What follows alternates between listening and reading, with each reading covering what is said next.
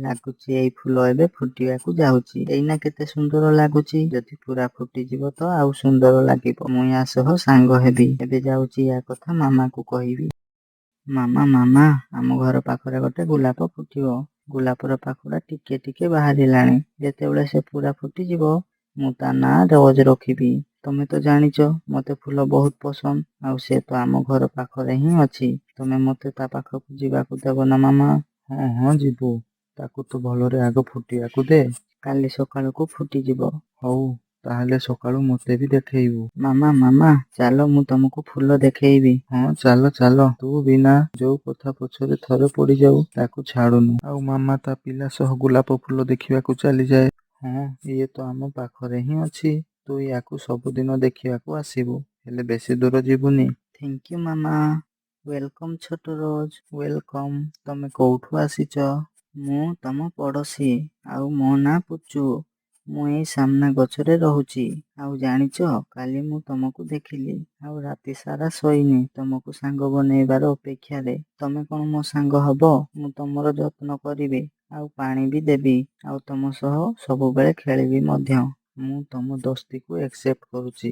ପୁଚୁ ସବୁଦିନ ରୋଜ ପାଇଁ ତା ଥଣ୍ଟରେ ପାଣି ଆଣେ ଆଉ ରୋଜ ଉପରେ ପକାଏ, ଯେଉଁଥିରେ ରୋଜ ଆଉ ସୁନ୍ଦର ହବାକୁ ଲାଗେ। ମତେ ଖାଲି ରୋଜ ସହିତ ଖେଳିବାକୁ ଭଲ ଲାଗୁଛି। ତମେ ଯାଇପାର। ଆଗରୁ ତ ତମେ ଏମିତି ନଥିଲ। ତମେ ମୋ ସହ ଟିକେ ବି ଖେଳୁନ, ମତେ ଭଲ ଲାଗୁନି। ରୁହ ଦି ଜଣ, ଆମେ ତ ସମସ୍ତେ ମିଶିକି ବି ଖେଳିପାରିବା। ହଁ ଠିକ ଅଛି। ଦୁଇ ଜଣ ସନ୍ଧ୍ୟା ହେବା ମାତ୍ରେ ନିଜ ଘରକୁ ଚାଲି ଯାଆନ୍ତି। ମତେ ଏଇ ରୋଜକୁ କିଛି କରିବାକୁ ପଡିବ, ଯେମିତି ପୁଚୁ ବି ଜାଣିପାରିବନି ଆଉ ରୋଜକୁ ବି ଜଣା ପଡିବନି। ତା ପରଦିନ ଜଲ୍ଦି ହିଁ ରୋଜ ପାଖକୁ କାଉ ଚାଲି ଆସେ। ତମେ କଣ ବୋର ହଉନ ଗୋଟେ ଜାଗାରେ ରହିଛ ଯେ? ନା, ମୁଁ କେବେ ଏମିତି ଭାବିନି। ହଁ, ଭାବିବ ବି କେମିତି? ପୁଚୁ ସବୁଦିନ ପାହାଡ ସେପଟରେ ନୂଆ ନୂଆ ଜାଗା ବୁଲୁଛି, ଆଉ ତମକୁ କିଛି ବି କହୁନି। କଣ କଣ ଅଛି ପାହାଡ ସେଇପଟେ? ବାହାର ଦୁନିଆ। ତମ ଭଳି ସେଇଠି ବହୁତ ଫୁଲ ଅଛନ୍ତି। ସେମାନେ ଏଇ କଥା ହଉଥାନ୍ତି, ସେଇ ଭିତରେ ପୁଚୁ ବି ଆସିଯାଏ। କଣ କରୁଛ? ଠିକ ଅଛି, ମୁଁ ଯାଉଛି। କଣ ହେଇଛି? ଆଜି ମନ ଦୁଃଖରେ ଅଛ? ନା ସେମିତି କିଛି ନାହିଁ। ଆଜି ଟିକେ ଖରା ହଉଛି ନା, ସେଥିପାଇଁ। ପାହାଡ ସେପଟରେ କଣ ମୋ ଭଳି ଆଉ ଫୁଲ ଅଛି? ମୁଁ ଜାଣିନି। ମୋ ମାମା ମତେ ବେଶୀ ଦୂର ଯିବାକୁ ଦିଅନ୍ତିନି।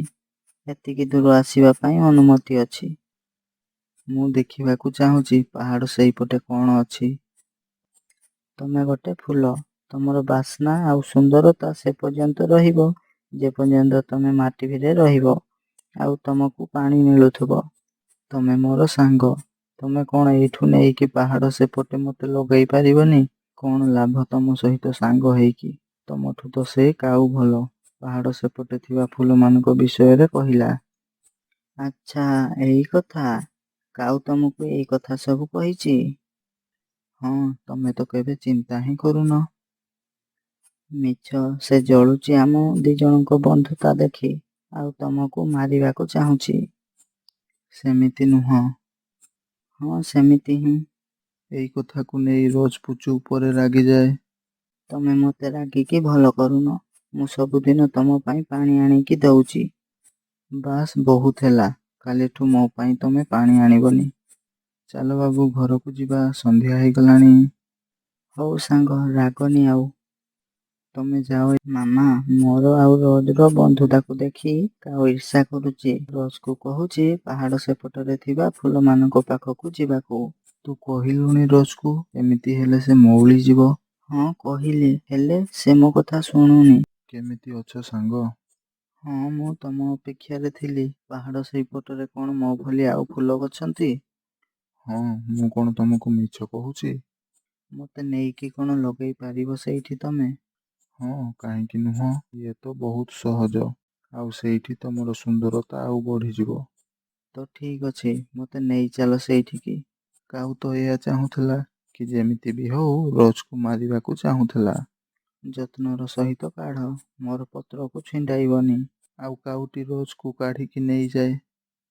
ରୋଜ ତମେ କୁଆଡେ ଚାଲିଗଲ? ଲାଗୁଛି କାଉ କଥାରେ ମାନିଗଲା। ଜଲ୍ଦି ହିଁ ମାମାକୁ କହିବାକୁ ପଡିବ। ମତେ ତ କିଛି ଦେଖାଯାଉନି ଆଉ ମୋ ମୁଣ୍ଡ ବି ବୁଲାଇଲାଣି। ମତେ ଜଲ୍ଦି ନଦୀରେ ରଖିକି ଟିକେ ପାଣି ପକାଇ ଦିଅ, ମୁଁ ମରିଯିବି ନହେଲେ। କିଏ ସାଙ୍ଗ? ତମ ପାଇଁ ପୁଚୁ ମତେ ଅପମାନ କଲା। ଯେବେ ତମେ ନଥିଲ ସବୁଦିନ ଆମେ ଏକାଠି ଖେଳୁଥିଲୁ। ଯେବେଠୁ ତମେ ଆସିଲ ସେ ମୋ ଆଡେ ଦେଖୁନି ବି। ଆଉ ଆଜି ତମର ଶେଷ ଦିନ। ଯାଅ ଖୋଜ ତମ ଭଳି ଫୁଲ। ନା ମାମା, ରୋଜ ସେଇଠି ନାହିଁ। ଲାଗୁଛି କାଉ ତାକୁ ପାହାଡ ସେଇପଟକୁ ନେଇଗଲା। ଜଲ୍ଦି ଚାଲ, ସେ ତାକୁ ମାରିବାକୁ ଚାହୁଁଛି। ଚାଲ ଆମେ ଯିବା। ଆଉ ସେ ଦି ଜଣ ପାହାଡ ସେଇପଟକୁ ରୋଜକୁ ଖୋଜିବାକୁ ଚାଲି ଯାଆନ୍ତି। ମାମା, ସେଇଠି ଦେଖ ରୋଜ। ଆଉ ସେମାନେ ତାକୁ ଆଣିକି ସେଇ ଜାଗାରେ ଲଗାଇ ଦିଅନ୍ତି। ପୁଚୁ ପାଣି ଆଣିକି ରୋଜ ଉପରେ ପକାଏ। ସମୟ ପରେ ରୋଜର ହୋସ ଆସିଯାଏ। ମୁଁ ପୁଣି ଏଇଠି? କାଉ ମତେ ପାହାଡ ସେଇପଟେ ପକାଇ ଦେଇଥିଲା। ମୁଁ ତା କଥାରେ ଆସି ଯାଇଥିଲି ଆଉ ମୁଁ ତମକୁ ଖରାପ ଭାବିଥିଲି। ତମେ ମୋର ପ୍ରକୃତ ବନ୍ଧୁ। ଆଜିଠୁ ମୋର ସବୁ ବନ୍ଧୁତା ଆଉ ମୋର ବାସନା ତମ ପାଇଁ। ଆଜିଠୁ ମୋ ବନ୍ଧୁତା ବିଷୟରେ କେବେ ଅବିଶ୍ୱାସ କରିବନି। ଏଇ କାହାଣୀରୁ ଆମେ କଣ ଶିଖିଲେ? ଯିଏ ବି ଆମ ପାଖକୁ ବନ୍ଧୁତାର ହାତ ବଢେଇବ ସେ ଆମର ପ୍ରକୃତ ସାଙ୍ଗ ହୋଇନଥାଏ। ଏଥିପାଇଁ ଭଲ ଲୋକଙ୍କୁ ଦେଖିକି ସାଙ୍ଗ କରିବା ଦରକାର।